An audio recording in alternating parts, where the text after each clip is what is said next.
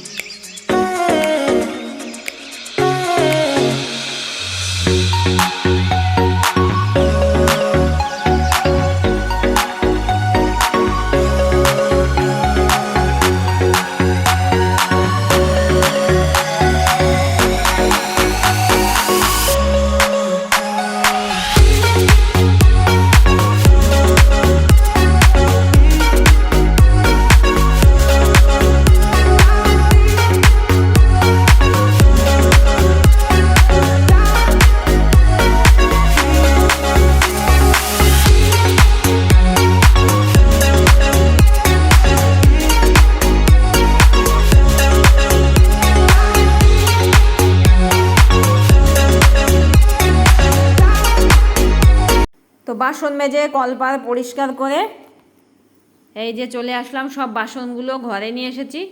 আর এখন এই জায়গায় সুন্দর করে গুছিয়ে রাখবো। তো বাসনগুলো যখন মাজা হয় তখন গুছিয়ে না রাখলে কি হয় বলো তো, এরকম করাই থাকে। আর যখন দরকার হয় তখন এখান থেকে দৌড়ে দৌড়ে নেওয়া হয় আর কি। তাতে কি হয়, খুঁজে পাওয়া যায় না, হুটহাট করে সমস্যা হয়। ওই জন্য গুছিয়ে রাখলে বেশ সুন্দর হয়। তো এই যে আমি গুছিয়ে রাখছি। আর আমার মাথার উপরে গ্যাস ওভেনের উপরে তো জানলা, তাই না, জানলা দিয়ে বেশ রোদ্দুর আসছে, ওই জন্য ওখানে কেমন কেমন যেন লাগছে। তো যাই হোক, এখন আমার সকালের কাজ তো মোটামুটি সব হয়েই গেছে। তোমাদের তো শুধু শুরু করলাম বাসন মাজা দিয়ে আর কি, তোমাদেরকে দেখালাম আর কি। তো তার আগে আমার অনেক কাজ গোছানো হয়ে গেছে সব টুকিটাকি। আর এখন এই বাসনগুলো গুছিয়ে রেখে আমি অনেকগুলো জামা কাপড় বেশ কেচে নেবো, অনেক জামা কাপড় জমেছে। তো আমার জামা কাপড় কাচা কমপ্লিট। এই দেখো জামা কাপড়গুলো কেচে ধুয়ে নিয়ে আসলাম। আর জামা কাপড় কেচে আমার একেবারে স্নান করা কমপ্লিট হয়ে গেছে আর কি। তো আজকে আর ছাদে যাব না, নিচেই মেলবো। আর আমি নিচের থেকেই জামা কাপড়গুলো কেচেছি আর কি।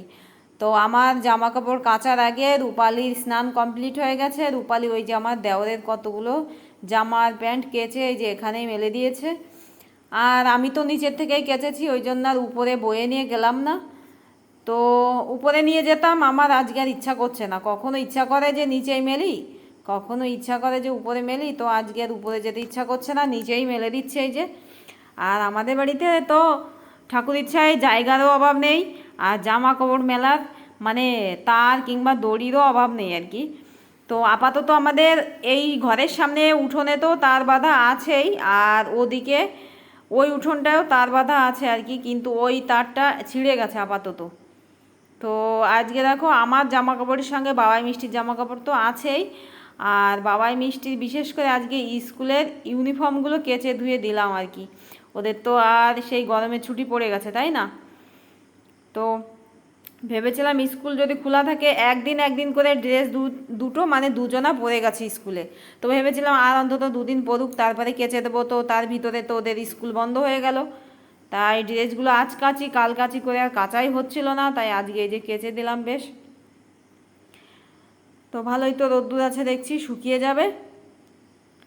আর আমাদের এখানে জানো এই যে আমাদের মানে বড় ঘরের সামনে একটা স্ট্রবেরি গাছ হয়েছে, তোমাদেরকে দেখাবো। ওই যে রূপালি যাচ্ছে দেখো ওই উঠোনে। তো এই দেখো আমাদের বড় ঘরের সামনে এই যে স্ট্রবেরি গাছে সুন্দর ফুল এসেছে দেখো। তো অনেক দিন আগে এই গাছটাকে কিনা হয়েছিল, প্রথমে ছিল টবে আর কি, সেখান থেকে তুলে নিয়ে আবার এখানে লাগিয়েছে বাবাই। মিষ্টি মিষ্টি তো না, আমার বাবাইয়ের গাছ। তো দুটো গাছ ছিল, এই দেখো এই যে একটা গাছ, গাছ থেকে কত সুন্দর এই দেখো লতা পাতা বেরোচ্ছে বেশ। আর এই যে একটা গাছ, তো ওই গাছটায় ফুল আসেনি, এই গাছটায় ফুল এসেছে দেখছি। আর কত ডগা ছেড়েছে দেখো গাছটা বেশ। আর কত সুন্দর এখানে তুলসীর চারাও হয়েছে দেখো। তো আমাদের বাড়িতে একটু বৃষ্টি পড়লে হয় গাদা গাদা তুলসী গাছ হয় গো। তো এখানে দেখো কত তুলসী গাছ, একটু বৃষ্টি না হতেই অনেক তুলসী গাছের চারা বেরিয়েছে। আর এখানে দেখো কত সুন্দর রোজ গাছে মাঝে ফুল ছিল না, এখন আবার সুন্দর ফুল এসে যাচ্ছে। তো এইগুলো সব হচ্ছে আমার বাবাইয়ের হাতের ফুল গাছ। তোমাদের তো আগেও বলেছি বাবাইয়ের হাতে জাদু আছে বেশ। ও যে গাছটা লাগায় সুন্দর ফল ফুলে ভরে যায় জানো না। ওই স্ট্রবেরি গাছটা ওই লাগিয়েছিল আর কি। তো এই গাছে তো অনেক অনেক ফুল ফুটতো, এখন একটা দুটো করে ফুল ফুটছে। তো আমি তো এখানে স্ট্রবেরি গাছটা আর রোজ গাছগুলো দেখছিলাম, সেটা দেখে বাবাই দৌড়ে চলে এসেছে দেখো। দৌড়ে এসে দেখো ফুলটা দেখে, স্ট্রবেরি গাছের ফুল দেখে কি খুশি, আমাকে বলছে মা দেখো দেখো স্ট্রবেরি গাছে সুন্দর ফুল হয়েছে। তো আমি এখন পুজো করব। তো দেখো কতগুলো জামরুল দেখো, আরও এক গাদা ছিল, মানে বেশ বড় সাইজের একটা অ্যালুমিনিয়ামের গাবলার এক গাবলা ছিল। তো আমরা সবাই অনেক অনেক করে খেয়েছি। আরও এই যে এতগুলো সাজিতে নিয়েছি, এইগুলো নিয়ে আমি পুজো করব আর কি, ঠাকুর ঘরে নিয়ে যাব, তাই এই যে সাজিতে নিয়ে নিয়েছি।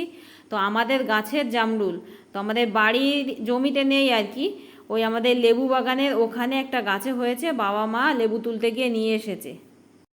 চলে আসলাম অনেকটা সময় পরে, এখন সন্ধ্যা প্রায় হয়েই গেছে আর কি।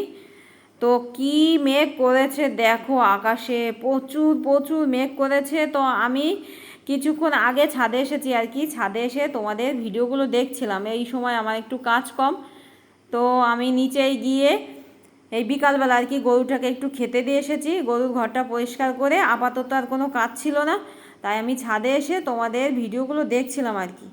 তো আমি তো মোবাইলের দিকে তাকিয়ে আছি, আর এদিকে খেয়াল করিনি যে প্রচুর মেঘ করেছে। তো দেখো এখন কিন্তু সন্ধ্যা হয়েই গেছে। তো কি পরিমাণে মেঘ করেছে একটু দেখো, কালো মেঘ বোঝাই হয়ে গেছে আকাশে, বাবা মনে হচ্ছে ঘূর্ণিঝড় শুরু হয়ে যাবে, কাল বৈশাখী মেঘের মতো মেঘ হয়েছে। কিন্তু আকাশটা আবার দেখছি মানে কেটেও যাচ্ছে মেঘটা, কেন বলো তো, নিচের দিকটা বেশ পরিষ্কার হয়ে গেছে, নিচের দিকটা পরিষ্কার হয়ে গেলে মেঘটা কেটে যায় আর কি। তো যে পরিমাণে মেঘ হয়েছিল দেখো, মেঘটা একটু একটু করে কেটে যাচ্ছে।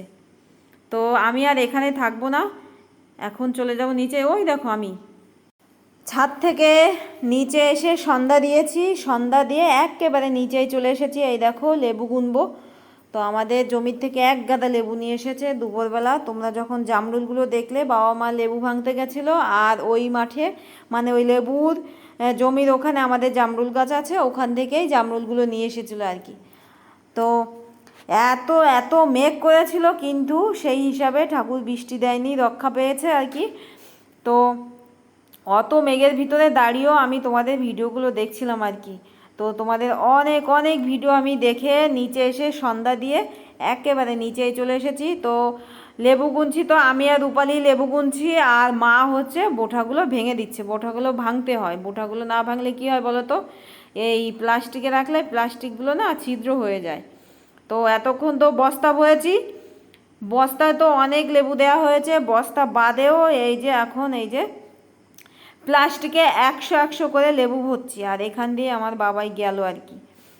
তো প্লাস্টিকে 100 করে লেবু ভরলে কী হয়, এই লেবুগুলো বিক্রি করতে বেশ সুবিধা হয়, আর বস্তায় লেবু বিক্রি করতে মানে একটু সমস্যা হয়। তো আমাদের সব লেবুগুলো গোনা হয়ে গেছে। দেখো আলুর বস্তা, তো এক একটা বস্তায় 1000 করে আছে। তো এই যে হয়েছে 1000, আর এই বস্তাটায় আছে 700, আর এই বস্তাগুলো 1000 করে আছে। তার মানে 3700 লেবু হয়েছে মোট। এই যে 3700, আর 300 লেবু হলে 4000 হয়ে যেত। তো এখন তো রাত, এখন তো আর যাওয়া যাবে না, এখন বেজে গেছে প্রায় 7:30। তো এই পর্যন্তই হয়েছে, পরের হাটে আবার নেবে। এখন তো রোজই লেবু ভাঙতে হবে আমাদের, তো কালকে সকালে নিয়ে যাবে হাটে। তো আগের থেকে আমাদের লেবুর সাইজ এখন ছোট হয়ে গেছে। প্রথম প্রথম বেশ বড় বড় সাইজ হতো, আর এখন ছোট ছোট হয়েছে।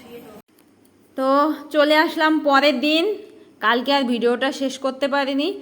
তো এখন সকালবেলা, তো আমি ভয়েসটা মিউট করে রেখেছি, তার কারণ হচ্ছে আমাদের পাশে কীর্তন চলছে আর কি, তো মানে গান চলছে আর কি। তো কপিরাইটের ভয়ে আমি কথা বলছিলাম কিন্তু গান চলে এসেছিলো, ওই জন্য আমি মিউট করে রেখেছি। তো তোমরা কালকে যে আমাদের লেবু দেখলে আর কি, তো ওখানে ছিল হচ্ছে 3700 লেবু। তো সকালবেলা যথারীতি আরও অনেক লেবু তুলে নিয়ে এসে হাটে বিক্রি করতে যাওয়া হয়েছে। তো ওখানে তো 3700 লেবু ছিল বস্তায়, ওখানে 4000 করা হয়েছে বস্তার লেবু।